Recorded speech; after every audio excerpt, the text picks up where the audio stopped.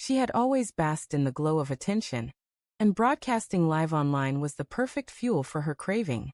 Each day, thousands tuned in to hear her musings on fashion, love, and whatever else sparked her thoughts.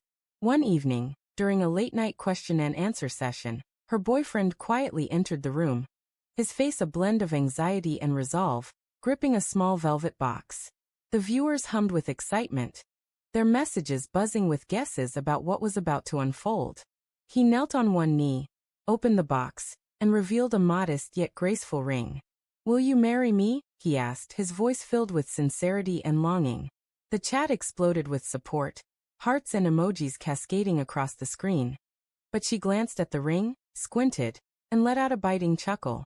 "What, did you fish this out of a vending machine?" she teased, angling the ring toward the camera for her audience to scrutinize. "You think this is good enough for me?" Her viewers laughed awkwardly, caught between humor and unease. He stood slowly, his face pale, the sting of humiliation and heartbreak evident. She pressed on with her stream, dismissing the moment as a light-hearted quip, acting as if it meant nothing. "We'll deal with it later," she said flippantly as he slipped out of the room. The mood shifted, and the chat began to fracture. Critical comments started to appear, with some fans defending her while others turned away. An hour later, as she read through more questions, a message popped up from a verified account, his account. It was short and sharp.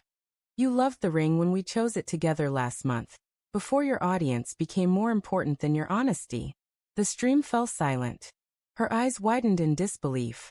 The message stayed pinned at the top of the chat, visible to thousands. A flood of questions and accusations followed, labeling her as fake.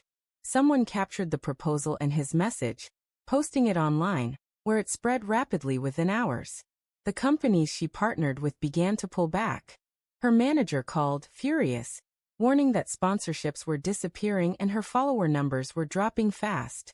The ring she had mocked became a symbol of everything she'd given up: love, genuineness, and her true identity. She tried to explain, claiming it was all a misunderstanding, but the screenshots and videos had already taken on a life of their own. Old footage resurfaced, highlighting her habit of prioritizing fame over real moments. Her audience shrank, not because of the ring itself, but because of what her response revealed about her character. Meanwhile, the man deleted his online presence and moved on quietly. Friends said he found peace away from the spotlight, channeling his energy into his art and personal growth. He never spoke of the incident again, he didn't need to. She tried to rebuild her image, but it was forever altered. Every time she went live, comments reminded her of that one devastating sentence. The audience she once depended on had largely faded away. The attention she sought now only highlighted her downfall. In quiet moments later, she admitted the ring had been perfect, a true symbol of love.